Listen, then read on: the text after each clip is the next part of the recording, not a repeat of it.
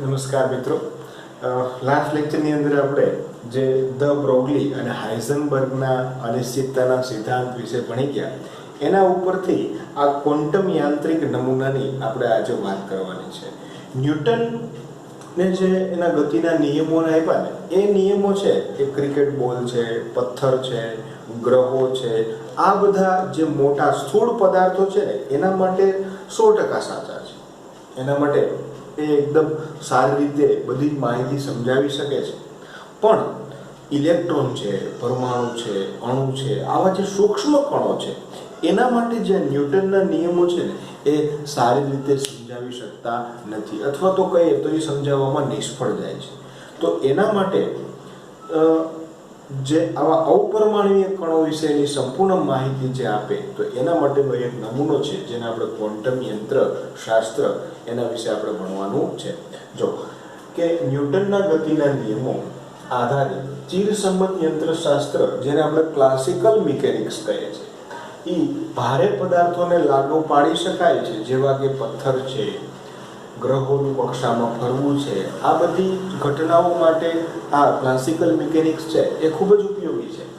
ન્યૂટનના ગતિના નિયમો સૂક્ષ્મ કણો, બહુ નાના, જેવા કે ઇલેક્ટ્રોન, પરમાણુ, અણુ, જેને આપણે નરી આંખે જોઈ શકતા પણ નથી, એવા વગેરે માટે નિષ્ફળ નીવડે છે. કારણ કે આ નિયમ એ દ્રવ્યની ડ્યુઅલ નેચર, દ્વૈત વર્તણૂકને ધ્યાનમાં લેતા નથી. ડ્યુઅલ નેચર એટલે શું?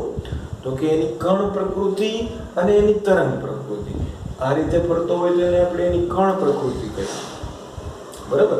પણ તરંગ સ્વરૂપે જો એ ફરતો હોય તો એને આપણે એની તરંગ પ્રકૃતિ કહીએ છીએ. આ બે પ્રકૃતિને ધ્યાનમાં રાખતા નથી. આગળ આપણે ભણી ગયા કે ભાઈ આવા સૂક્ષ્મ કણો છે ને એ બંને પ્રકારની વર્તણૂક ધરાવે છે, કણ પ્રકૃતિ પણ ધરાવે છે અને તરંગ પ્રકૃતિ.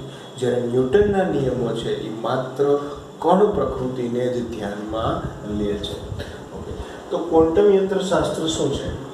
તો કે વિજ્ઞાનની જે શાખા દ્રવ્યની કણ તેમજ તરંગ આમ બંને પ્રકૃતિને ધ્યાનમાં લે અને તેને આપણે ક્વોન્ટમ યંત્રશાસ્ત્ર તરીકે ઓળખીએ છીએ. તો મેં કીધું છે આ જે પ્રકૃતિ છે એને કણ પ્રકૃતિ કહેશું, અને આ જે પ્રકૃતિ છે એને આપણે તરંગ પ્રકૃતિ કહેશું. ક્વોન્ટમ યંત્રશાસ્ત્ર એ સૈદ્ધાંતિક વિજ્ઞાન છે અને જે સૂક્ષ્મ કણોનો અભ્યાસ કરે છે. ક્વોન્ટમ યંત્રશાસ્ત્ર સ્થૂળ પદાર્થોને લાગુ પાડવામાં આવે, એટલે કે તમે ક્રિકેટ બોલને લાગુ પાડો અથવા કોઈ પથ્થરને લાગુ પાડો, તો ચિરસંમત યંત્રશાસ્ત્ર એટલે કે ક્લાસિકલ મિકેનિક્સ માંથી જે મળતા પરિણામો જેવા જ પરિણામો મળે છે. આનો મતલબ એમ થાય કે ક્વોન્ટમ યંત્રશાસ્ત્ર છે ને એ સૂક્ષ્મ કણો માટે પણ એટલું જ સાચું છે જેટલું સ્થૂળ પદાર્થો માટે સાચું છે. ક્વોન્ટમ યંત્રશાસ્ત્ર એની શોધ 1962માં વર્નર હાઇઝનબર્ગ અને અર્વિન શ્રોડિંજરે વિકસિત કરેલું. એટલે આ બે વૈજ્ઞાનિક હતા, હાઇઝનબર્ગ અને શ્રોડિંજર, કે જેણે આના વિશેની માહિતી આપી. અત્યાર સુધી આપણે ઇલેક્ટ્રોનનો નમૂનો આવો જોતા હતા, પણ એ લોકોએ ખરેખર આવો નમૂનો આપ્યો કે ઇલેક્ટ્રોન છે એ કેન્દ્રની આજુબાજુ ચોક્કસ સ્થાનની અંદર એકદમ ઝડપથી ઘૂમતા હોય છે, બરાબર છે. એનું ચોક્કસ સ્થાન અને ચોક્કસ વેગ એક જ સમયે નક્કી કરી શકાતો નથી. આમ બ્લિંકિંગ થતું હોય ને એવું આપણને દેખાશે. હું તમને વિડીયોની અંદર પણ બતાવીશ. આ એની જે જગ્યા છે કે જ્યાં સૌથી મેક્સિમમ મળી આવવાની સંભાવના છે.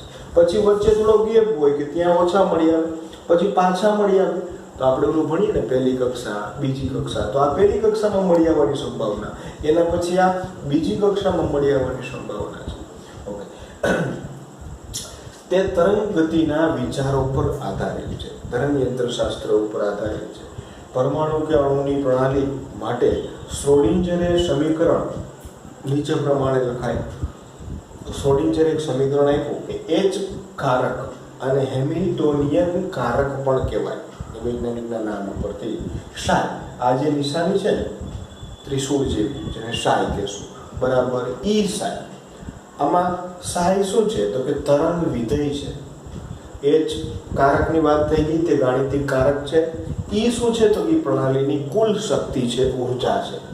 આ સમીકરણનો ઉકેલ છે ને એ આ બંનેથી મળે ઈ અને સાય આપે છે. જ્યાં સાઈ છે એ તરંગ વિધેય છે. આગળ આપણે અભ્યાસ કરશું કે આવો સાઈ સ્ક્વેર હોય ને તો એ શું બતાવે છે, તો કે એ ઇલેક્ટ્રોન મળી આવવાની સંભાવના બતાવે છે. શું બતાવે છે? ઇલેક્ટ્રોન મળી આવવાની સંભાવના. અત્યાર સુધી આપણે ચોક્કસ કહેતા કે ભાઈ ઇલેક્ટ્રોન હોય જ, પણ એવું ચોક્કસ કહી શકાય નહીં, બરાબર? કારણ કે એકદમ ઝડપથી શું કરે છે? ગતિ કરે છે, તરંગ સ્વરૂપે પણ ગતિ કરે છે. એટલે એની સંભાવના દર્શાવવામાં આવશે અને જેની સંભાવના વિધેય આપણે સાઈ સ્ક્વેર તરીકે કહેશું. ઓકે, તરંગ વિધેય જે છે સાઈ, એ સાઈ ઉપરથી ઇલેક્ટ્રોનની બધી જ માહિતી આપણે મેળવી શકીએ છીએ. હમણાં આપણે આગળના લેક્ચરોમાં ભણી ગયા કે ભાઈ ઇલેક્ટ્રોન એક પહેલી કક્ષામાં છે, તો એના વિશેનું તરંગ વિધેય એટલે પહેલી કક્ષામાં ઇલેક્ટ્રોન જે છે એના વિશેની બધી જ માહિતી આપતું હોય તેને સાઈ 1 કહેવાય. બીજી કક્ષામાં જાય ઇલેક્ટ્રોન તો એના વિશેની બધી જ માહિતી આપતું હોય તેને સાઈ 2. ત્રીજી કક્ષામાં જાય તો સાઈ 3. એ રીતે એને કક્ષા મુજબ એને આપણે તરંગ વિધેય સાઈ 1, સાઈ 2, સાઈ 3 કહી શકીએ. ઈ કક્ષાની અંદર રહેલા ઇલેક્ટ્રોન, એની ગતિ ઉર્જા, એનો આકાર, એનો શેપ, એ બધા જ વિશેની જે માહિતી આપતું હોય ને તો એ સાઈ છે. અને સાઈને ફર્ધર 3 ક્વોન્ટમ આંકમાં વિભાજિત કરવામાં આવે. તરંગ વિધેય સાઈને 3 ક્વોન્ટમ નંબરથી દર્શાવાય છે. એમાં પહેલો n, જેની ચર્ચા આપણે થઈ ગઈ છે, જેને મુખ્ય ક્વોન્ટમ આંક કહેવાય છે. l ગૌણ ક્વોન્ટમ આંક છે, જેના બીજા 2-3 નામ પણ છે, આપણે જોશું. એઝીમ્યુથલ ક્વોન્ટમ આંક. ml જેને ચુંબકીય ક્વોન્ટમ આંક કહેવામાં આવે છે. એટલે કે આ 3 ક્વોન્ટમ આંક વિશેનો અભ્યાસ કરી લ્યો ને એટલે તમને ઈ પરમાણુમાં રહેલા એમાં ઇલેક્ટ્રોન વિશેની બધી જ માહિતી તમને મળી જાય. એક જ ઇલેક્ટ્રોન ધરાવતી સ્પીસીસ કે જેમાં એક જ ઇલેક્ટ્રોન હોય, જેવો કે હાઇડ્રોજન છે, હિલિયમ પ્લસ છે, લિથિયમ પ્લસ 2 છે, એવા તરંગ વિધેયોને પરમાણ્વીય કક્ષકો કહે છે. શું કહેવાય? પરમાણ્વીય કક્ષકો. એક ઇલેક્ટ્રોન પદ્ધતિ કે એક ઇલેક્ટ્રોન ધરાવતી સ્પીસીસને જે લગતા તરંગ વિધેય છે એને એક ઇલેક્ટ્રોન પદ્ધતિ કહે છે. એકદમ સિમ્પલ. એક ઇલેક્ટ્રોન પદ્ધતિ એટલે શું? તો કે એક ઇલેક્ટ્રોન ધરાવતી સ્પીસીસને લગતા તરંગ વિધેય એટલે કે સાઈ, એને આપણે એક ઇલેક્ટ્રોન પદ્ધતિ કહીએ છીએ. હવે 2 પ્રશ્નો એક ખાસ તફાવત સ્વરૂપે પણ આપણે સમજવા જરૂરી છે કે કક્ષા કોને કહેવાય અને કક્ષક કોને કહેવાય, એના વિશે આપણે ચર્ચા કરીએ.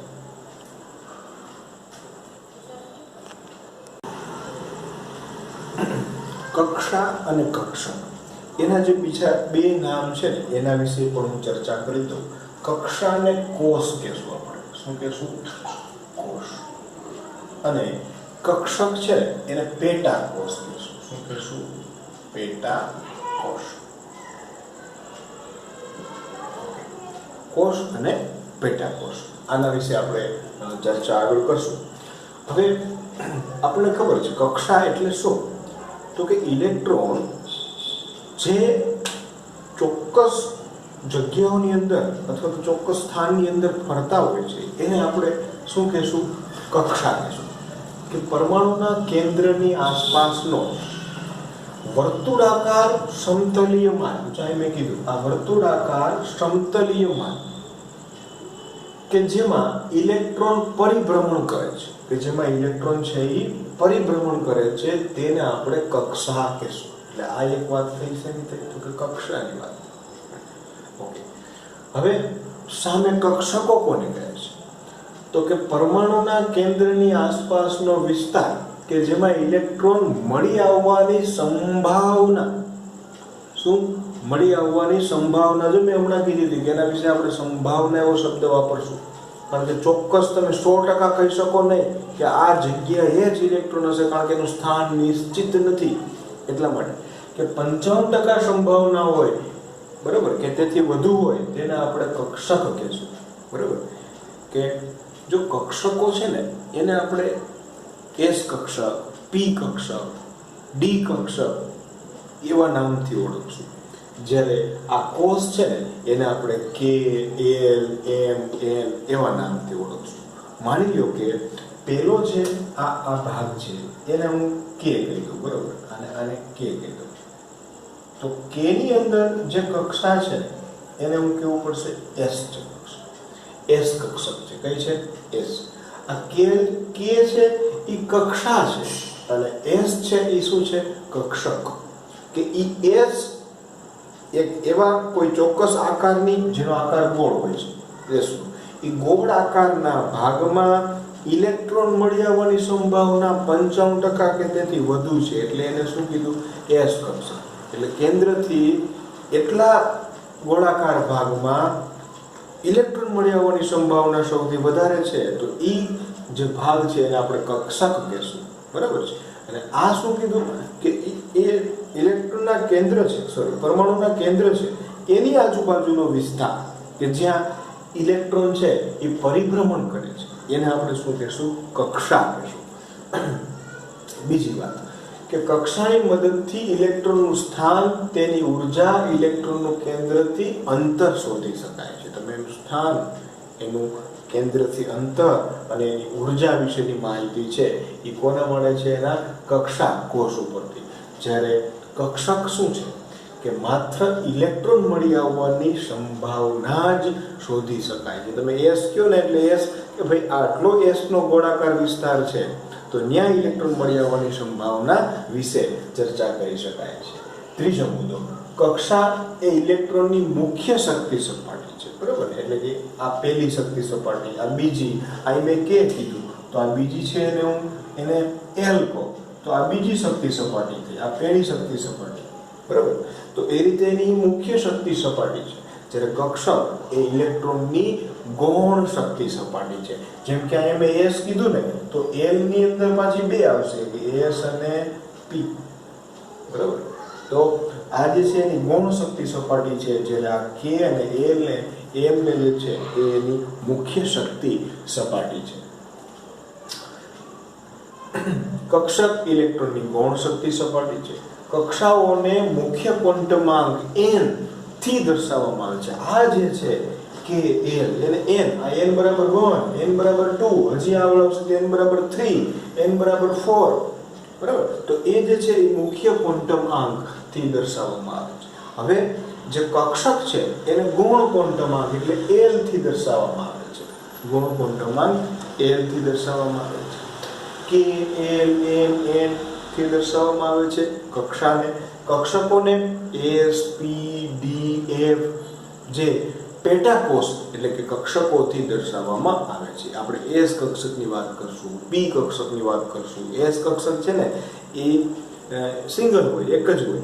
જ્યારે p કક્ષક છે એ 3 પેટા એમાં કક્ષકો આવેલી છે, px, py અને pz. તો કોઈ પણ એક કક્ષક હોય ને એમાં વધારેમાં વધારે 2 ઇલેક્ટ્રોન રહી શકે, તો s ની અંદર 2 જ થાય. જ્યારે p ની 3 પેટા કક્ષકો છે એટલે 3 દુ ને 6, p ની અંદર 6 ઇલેક્ટ્રોન રહી શકે. એ જ રીતે d ની અંદર 5 પેટા કક્ષકો હોય છે એટલે d ની અંદર 10 ઇલેક્ટ્રોન સમાઈ શકે. જ્યારે f છે તો એની અંદર 14 ઇલેક્ટ્રોન સમાઈ શકે. આના વિશે આપણે ચર્ચા કરશું વધારે આગળ. કક્ષામાં ઇલેક્ટ્રોન 2n² સૂત્ર મુજબ ભરાય છે. તો આ પહેલી કક્ષાની વાત કરું ને, પહેલી કક્ષા જોજો, તો પહેલી કક્ષામાં n બરાબર તો શું આવ્યું? 1 આવ્યું. તો 2 અને 1 નો વર્ગ એટલે 1 નો વર્ગ 1 જ, અને 1 ગુણ્યા 2, 2 એકુ 2. તો કે પહેલી કક્ષામાં ઇલેક્ટ્રોન કેટલા ભરાય? તો કે આમાં કેટલા ઇલેક્ટ્રોન ભરાય s માં? તો કે 2. કેટલા ઇલેક્ટ્રોન ભરાય? 2 ઇલેક્ટ્રોન. હવે જો બીજી કક્ષા લો તો અહીંયા n બરાબર કેટલા મૂકવા પડે? 2 મૂકવા પડે. તો 2 દુ 4 અને 4 દુ કેટલા થશે? 8. તો મેં હમણાં કીધું 4 દુ 8. તો આ જે બીજી કક્ષા છે એમાં ઇલેક્ટ્રોન કેટલા હશે? 8. કેમ 8 થશે? તો કે s ની અંદર 2 છે ઓલરેડી અને p ની અંદર કેટલા આવશે? 6. 2 + 6 એટલે કેટલા થશે? 8. કારણ કે p ની અંદર 3 પેટા કક્ષકો, p ની અંદર કેટલી પેટા કક્ષકો હશે? 3. બરાબર? જો અહીંયા હું તમને એના વિશે થોડી માહિતી આપું કે આ રીતે આ પહેલું છે એમાં માત્ર s છે, પણ આ જે બીજી છે એમાં એક s છે અને 3 કક્ષકો કઈ છે? p છે, px, py અને pz. આ માત્ર સમજાવવા માટે આ રીતે દર્શાવ્યું છે, નહીતર x અક્ષ, y અક્ષ અને z અક્ષ એ રીતે એ 3 ઓરિએન્ટેડ થયેલી હોય છે, ગોઠવાયેલી હોય છે. પણ તમને સમજાવવા માટે તો આમાં s માં 2 ઇલેક્ટ્રોન, આમાં 2 ઇલેક્ટ્રોન, 2 આમાં અને 2 આમાં, એટલે ટોટલ 4 થાય. એટલે 4 દુને 8, તો ટોટલ ઇલેક્ટ્રોન કેટલા થયા? 8 ઇલેક્ટ્રોન થયા. કઈ કક્ષાની વાત કરતા હતા આપણે? બીજી. તો એ જ રીતે હવે n બરાબર તમે 3 લ્યો, આ પહેલી, આ બીજી, અને હજી એક એની બાજુમાં ત્રીજી, એના પછી શક્તિ સ્તર લઈ લ્યો. તો 3 મૂકો તો 3 નો વર્ગ 9, અને 9 દુને 18. તો ત્રીજી જે કક્ષા થઈ તો એમાં કુલ ઇલેક્ટ્રોનની સંખ્યા કેટલી થશે? 18 થશે. તો એમાં s કક્ષકે આવશે, p કક્ષકે આવશે અને એક d કક્ષકે આવશે. તો d માં મેં ચર્ચા કરી તે મુજબ કેટલા ઇલેક્ટ્રોન ભરાય છે? એમાં 10 ઇલેક્ટ્રોન ભરાય. તો 10 ને 6 16 ને 2 18 થઈ ગયા. તો આ રીતે ઇલેક્ટ્રોન ઈ કક્ષાની અંદર ભરાય. જો ઘણી વખત આ સૂત્ર યાદ રાખવાનું, એમ પૂછે કે ભાઈ મુખ્ય ક્વોન્ટમમાં n બરાબર 3 હોય તો એમાં રહેલા કુલ ઇલેક્ટ્રોનની સંખ્યા કેટલી? તો 3 મૂકી દો તમે આ સૂત્રમાં, એટલે તમને ઇલેક્ટ્રોનની સંખ્યા મળે. દરેક કક્ષકમાં વધુમાં વધુ 2 ઇલેક્ટ્રોન ભરાય. મેં કીધું s ની કેપેસિટી કેટલી? તો કે 2. p કક્ષકો છે ને એની પેટા કક્ષક px ની કેપેસિટી 2 છે. py છે તો એની કેપેસિટી 2 છે. pz છે તો એની કેપેસિટી 2. એટલે કોઈ પણ એક પેટા કક્ષક છે ને એમાં 2 જ ઇલેક્ટ્રોન ભરાય. અને 2 ઇલેક્ટ્રોન કેવા હોય? એકબીજાથી વિરુદ્ધ સ્પિનના હોય. એક આમ ફરતો હોય તો બીજો આમ ફરતો હોય, એક આમ ફરતો બીજો આમ, એકબીજાથી વિરુદ્ધ સ્પિનના હોય છે. તો આ 6 મુદ્દા છે ને એ મેં તફાવતના આપ્યા છે તમને. પેલું કક્ષા છે એટલે કોષ કહેવાય, બીજું કક્ષક છે. ખાસ સમજો, કક્ષા એટલે KLM, એનો વધારે આપણે ઉપયોગ નહીં કરીએ, પણ n બરાબર 1, n બરાબર 2 ઈ કક્ષા થઈ. પણ SPDF ની વાત કરતા હશું તો એ શું હશે? કક્ષક હશે. બરાબર, ઓકે. હવે ક્વોન્ટમાંક અને તેના પ્રકારો. સૌથી પહેલા આપણે આજે લેક્ચરમાં 2 ક્વોન્ટમાંક ભણવાના છે. એક મુખ્ય ક્વોન્ટમાંક n અને બીજું ગૌણ ક્વોન્ટમાંક l વિશે ચર્ચા કરવાની છે. જો મેં કીધું છું ક્વોન્ટમાંક શું છે, તો કે ઈ કક્ષા વિશેની, કક્ષક વિશેની બધી જ માહિતી આપે છે. બરાબર છે? એની ઉર્જા, એનો આકાર, એમાં ઇલેક્ટ્રોન કેટલા છે, બધી જ માહિતી છે એનાથી મળશે.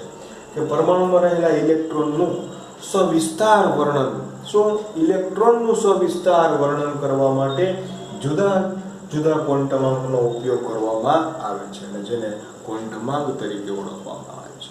જો અત્યાર સુધીના એકેય નમૂનો હતો ને એમાં ક્યાંય ઇલેક્ટ્રોન વિશેની ચર્ચા કરી નહોતી. એટલે જ એ બધા નમૂના પરમાણુનું ચોક્કસ બંધારણ સમજાવવામાં નિષ્ફળ ગયા હતા. પણ આ જે ક્વોન્ટમ યાંત્રિક નમૂનો છે, જે એના પરમાણુમાં બંધારણમાં રહેલા ઇલેક્ટ્રોન વિશેની ચર્ચા કરે છે, એટલે આ સવિશેષ નમૂનો છે. પરમાણુમાં ઇલેક્ટ્રોનનું કેન્દ્રથી સાપેક્ષ અંતર, કેન્દ્રથી કેટલું અંતર હશે, એ કક્ષકોના પ્રકાર, ઇલેક્ટ્રોનના સ્પિનની દિશા જેવી માહિતી આપતા ક્વોન્ટમાંકને એ ક્વોન્ટમ આંક તરીકે ઓળખવામાં આવે છે. હવે ક્વોન્ટમાંક 4 પ્રકારના છે. કેટલા? 4 પ્રકારના. એમાંથી આપણે આજે 2 ક્વોન્ટમાંક ભણવાનું છે. પહેલો છે એ મુખ્ય ક્વોન્ટમાંક અને બીજો છે એ ગૌણ ક્વોન્ટમાંક. ઓકે, સૌથી પહેલા આપણે વાત કરીએ મુખ્ય ક્વોન્ટમાંક. આમે ઉપર લખાયું હતું કોષ એટલે કક્ષા અને પેટા કોષ એટલે કક્ષક.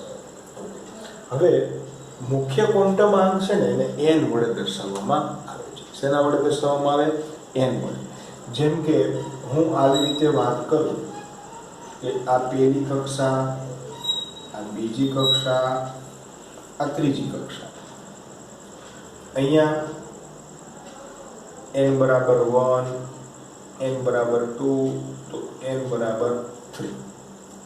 ઓકે, આ શેના વિશેની વાત થઈ? મુખ્ય ક્વોન્ટમાંક, જેને આપણે n, એટલે પહેલી જે કક્ષા હતી એને n બરાબર 1 કહી દીધું.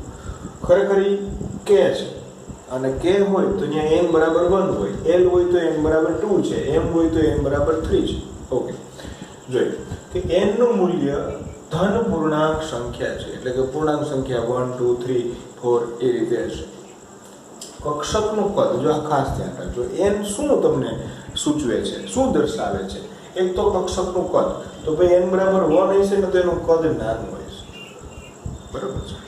અને વિશેષ પ્રમાણમાં ઉર્જા નક્કી કરે છે કે ઈ એ જે કક્ષા છે એની ઉર્જા કેટલી છે એના વિશે ચર્ચા કરે છે. તો આપણે ઓલું કહેતા કે M1 માંથી બીજી ઊંચા શક્તિ સ્તરની, આની ઉર્જા કરતાં ઊંચા શક્તિ સ્તરની કક્ષામાં જાય છે, ત્યાંથી વધારે ઊંચા શક્તિ સ્તરવાળી કક્ષામાં જાય છે. તો એ રીતે એની ઉર્જા અને કદ નક્કી કરે છે. Hydrogen, helium plus, lithium plus 2 વગેરે માટે ઉર્જા અને કક્ષકનું કદ, ઉર્જા અને કક્ષકનું કદ છે ને એ મુખ્ય ક્વોન્ટમાંક n ઉપર આધાર રાખે છે. મુખ્ય ક્વોન્ટમાંક કોષની ઓળખ આપે છે. બરાબર, આપણે જોઈએ શેની ઓળખ આપે છે? કોષ એટલે કક્ષાની ઓળખ આપે છે કે L, M અથવા તો n બરાબર 1, n બરાબર 2. ઓકે, ઇલેક્ટ્રોનનું કેન્દ્રથી અંતર 1 હોય તો અંતર ઓછું હશે, n બરાબર 2 હોય તો અંતર વધારે હશે. ઓકે, કક્ષા કોષનું કદ દર્શાવે છે. n બરાબર 1 હશે તો એ કક્ષા છે એ નાની હશે, 2 હશે તો એના કરતાં મોટી હશે. n બરાબર 1, 2, 3, 4 એવું આપણે લેવામાં આવે છે. અને એને અનુરૂપ કોષ તો કે 1 હોય તો K કોષ છે, 2 હોય તો L કોષ છે, 3 હોય તો M કોષ છે, 4 હોય તો N કોષ છે. એક બીજી વાત, આપણે જેમ કીધું હતું ને કે 2n સ્ક્વેર થી શું મળે? કક્ષામાં ઇલેક્ટ્રોનની સંખ્યા મળે. આ n સ્ક્વેર નું મૂલ્ય કોષમાં કક્ષકોની સંખ્યા દર્શાવે છે. શું? કોષમાં, એટલે I પહેલો કોષ છે, બરોબર છે, તો ત્યાં n બરાબર શું છે? 1 છે. હવે એનો વર્ગ કરો, 1 નો વર્ગ એટલે 1 જ થાય. તો n બરાબર 1 હોય ને તો એમાં કક્ષકો એક જ હશે. અને કઈ હશે? S. કઈ હશે? S, એક જ કક્ષક હશે. હવે હું આ બીજી લઈ લઉં, n બરાબર 2 ની વાત કરું તો n બરાબર 2 માં હું મૂકું તો 2 દુ ને કેટલી થાય? 4. તો એમાં એક S કક્ષક, એક PX કક્ષક, PY કક્ષક અને PZ, 1, 2, 3 અને 4 થઈ. તો n બરાબર 2 હશે તો ત્યારે એમાં કક્ષકો કેટલી હશે? 4 હશે. h બરાબર એની n બરાબર 3 લઈ લ્યો તો 3 નો વર્ગ એટલે 9. તો આ જે n બરાબર 3 છે ને એમાં 9 કક્ષકો હશે. આ 4 તો હશે અને પાછી d ની 5 કક્ષકો, dxy, dyz, dzx, dx2y2 અને dz2, એ બી 5 કક્ષકો અહીંયા હશે. એટલે 5 અને 4 9 ટોટલ કક્ષકો હશે. ત્યાં n બરાબર 3 ની અંદર. તો n સ્ક્વેર છે એ કક્ષકોની સંખ્યા સૂચવે છે. n ની કિંમત વધતા કક્ષકની ઉર્જા વધે. n બરાબર 1 હોય તો એના કરતાં n બરાબર 2 ની ઉર્જા વધારે, n બરાબર 3 ની ઉર્જા એના કરતાં પણ વધારે. 2n સ્ક્વેર ઇલેક્ટ્રોનની સંખ્યા દર્શાવે છે, જેના વિશે આપણે ચર્ચા કરી. તો આ હતું કોની ચર્ચા કરી? મુખ્ય ક્વોન્ટમાંક n ની. બરાબર, કેના વડે દર્શાવાય? n. n બરાબર શું હોય તો કે પૂર્ણાંક સંખ્યાઓ જ હોય છે, 1, 2, 3, 4, 5 એ રીતે. ઓકે, સવિશેષમાં શું દર્શાવે તો કે કદ અને ઉર્જા દર્શાવે. પછી એક કોષની ઓળખ આપે કે Lmn. ઓકે, કોષ કક્ષા એટલે કે કોષનું કદ કેવું હશે એના વિશે, ઇલેક્ટ્રોનથી કેન્દ્રનું અંતર કેવું હશે એના વિશે માહિતી આપે. n સ્ક્વેર એ કક્ષકની સંખ્યા આપે છે અને n ની કિંમત વધતા એ કક્ષકની ઉર્જા પણ વધે છે. હવે ગૌણ ક્વોન્ટમાંક L, જેને બીજું નામ છે એઝીમ્યુથલ ક્વોન્ટમાંક પણ કહેવાય, કોણીય વેગમાન ક્વોન્ટમાંક પણ કહેવાય અને દ્વિતીય ક્વોન્ટમ આંક પણ કહેવામાં આવે છે. અને પ્રથમ તો પેલો દ્વિતીય પણ લેવામાં આવે છે. એઝીમ્યુથલ ક્વોન્ટમાંક પણ કહેવામાં આવે છે. કક્ષકના ત્રિપરિમાણીય આકારને 3 ડાયમેન્શનલ સ્ટ્રક્ચર જે છે એને વ્યાખ્યાયિત કરે છે. કોણ? તો કે કોણીય વેગમાન ક્વોન્ટમાંક અથવા તો ગૌણ ક્વોન્ટમાંક. 3 ડાયમેન્શનલ, ત્રણેય અક્ષ વિશે આપણે વાત કરશું. બરાબર, ત્રણેય અક્ષ વિશે વાત કરશું. ઓકે, L ના મૂલ્યો છે. આ જે ઓલાની સંજ્ઞા n હતી, બરાબર, આની સંજ્ઞા શું છે? L છે. L ના મૂલ્યો છે ને એ 0 થી લઈ અને n-1 સુધીના હોય છે. ફોર એક્ઝામ્પલ જોઈએ કે L ના મૂલ્યો એ 0 થી લઈને n-1 સુધીના હોય છે. જો માની લો કે n બરાબર તમે 1 લઈ લો તો L એટલે કેટલો? તો કે 0. પછી n-1 એટલે 1 માંથી 1 જાય તો 0, પછી 1 નહીં આવે. n બરાબર તમે 2 લઈ લો તો L બરાબર 0 આવશે અને 1 આવશે, પણ 2 નહીં આવે, કારણ કે n-1 કીધું, 2 માંથી 1 જાય તો 1 વધે, ત્યાં સુધી ના. n બરાબર 3 લઈ લ્યો તો l બરાબર 0, 1 અને 2 આવશે. એ રીતે l બરાબર 4 લઈ લ્યો તો l બરાબર 0, 1, 2, 3 અને 4. તો ઘણી વખત MCQ માં આવા પ્રશ્નો પૂછાય કે n બરાબર 4 હોય ને તો l બરાબર કોઈ દી 4 ન જ હોય, એના કરતાં એક ઓછો જ હોય, કારણ કે એ કેટલું છે, n-1 છે. તો એવો ઓપ્શન હંમેશા કેવો હોય, ખોટો હોય. શું કીધું મેં કે n બરાબર 4 હોય તો l બરાબર 4 હોય જ નહીં, એના કરતાં એક ઓછો જ હોય. n બરાબર 3 હોય તો l બરાબર 3 નહીં હોય, ક્યાં સુધી હશે, 2 સુધી. 0, 1 હોઈ શકે પણ 2, 3 નહીં હોઈ શકે, કારણ કે l છે એ ક્યાં સુધી હોય તો કે n-1 સુધી જોવા મળે છે. આ જે બધી છે ને એ એની પેટા કોષ છે, એટલે શું છે, કક્ષકો. આ જે બધી છે ને ASP બરોબર, એ બધી એની પેટા કોષ છે, એટલે કે કક્ષકો છે. આ હતું એ મુખ્ય કોષ હતો. આ છે એ બધી શું બતાવે તો કે પેટા કોષ બતાવે. જો આ બધા ક્વોન્ટમમાં શું છે, બીજું કાંઈ નથી, એ પરમાણુમાં રહેલા ઇલેક્ટ્રોન વિશેની માહિતીઓ આપે છે, બરાબર, અને એ આપણે સમજવાની છે.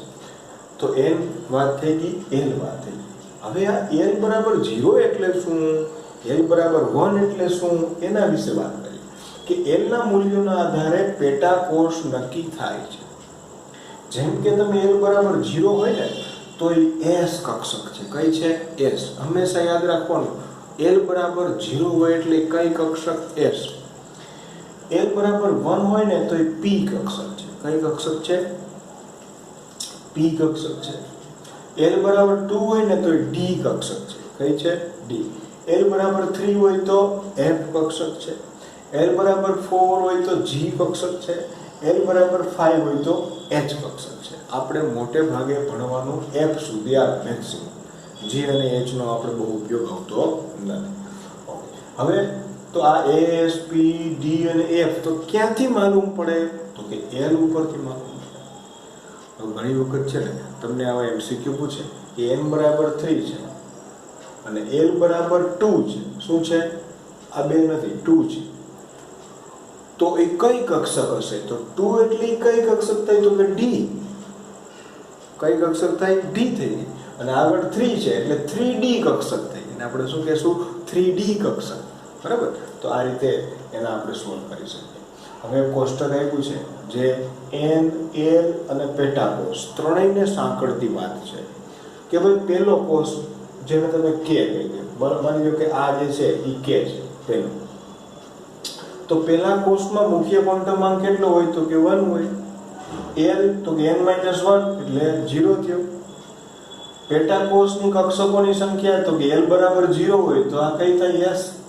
અને n બરાબર 1 છે પહેલા લગાડવાનો એટલે 1s થાય.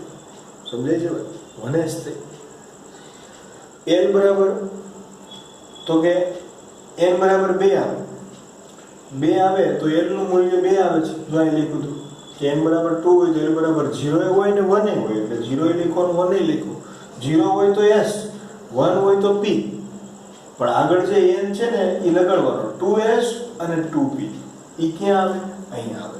તો જો મેં અહીં લખ્યું હતું ને એને મેં શું લખાય, 2s લખાય, 2p લખાય, 2p લખાય અને 2p લખાય. આ જે છે એના માટે હું 1s શબ્દ વાપરું, પણ આ જે છે એના માટે શું વાપરવું પડે મારે તો કે 2s પછી 2px, 2py અને 2pz. હવે x, y ને z છે ને x બતાવે, અક્ષિસ બતાવે છે, એટલે એની ત્રિપરિમાણમાં ગોઠવણી. કારણ કે આપણે કીધું ને ત્રિપરિમાણીય આકાર એનો વ્યાખ્યાયિત કરે છે. m તો n બરાબર 3 હોય, l બરાબર 0, 1, 2, ત્યાં 3s, 3p, 3d. 3 શું કામ આવ્યો તો કે n જે છે એ મુખ્ય ક્વોન્ટમ બતાવે. આ s છે એ શું બતાવે તો કે ગૌણ ક્વોન્ટમ બતાવે છે. 0 છે એટલે s આવ્યું, 1 છે એટલે p આવ્યું, 2 છે એટલે d આવ્યું. 3d એટલા માટે આવ્યું કારણ કે n બરાબર 3 છે. એ જ રીતે n ની વાત કરો તો n બરાબર 4 છે તો l બરાબર 0 થી 3 સુધી. 0 છે એટલે s છે અને મુખ્ય ક્વોન્ટમ 4 છે એટલે 4s થયું. l બરાબર 1 છે પણ n બરાબર 4 છે એટલે 4p.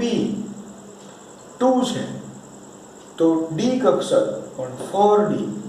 n બરાબર 4 છે. તો આ રીતે આ કોષ્ટક ઉપરથી ઘણી બધી માહિતી છે એ તમે મેળવી શકો. તો 2 ક્વોન્ટમ આંક આજે ભણ્યા. બીજા 2 ક્વોન્ટમ આંક છે એ આપણે નેક્સ્ટ લેક્ચરની અંદર ભણશું.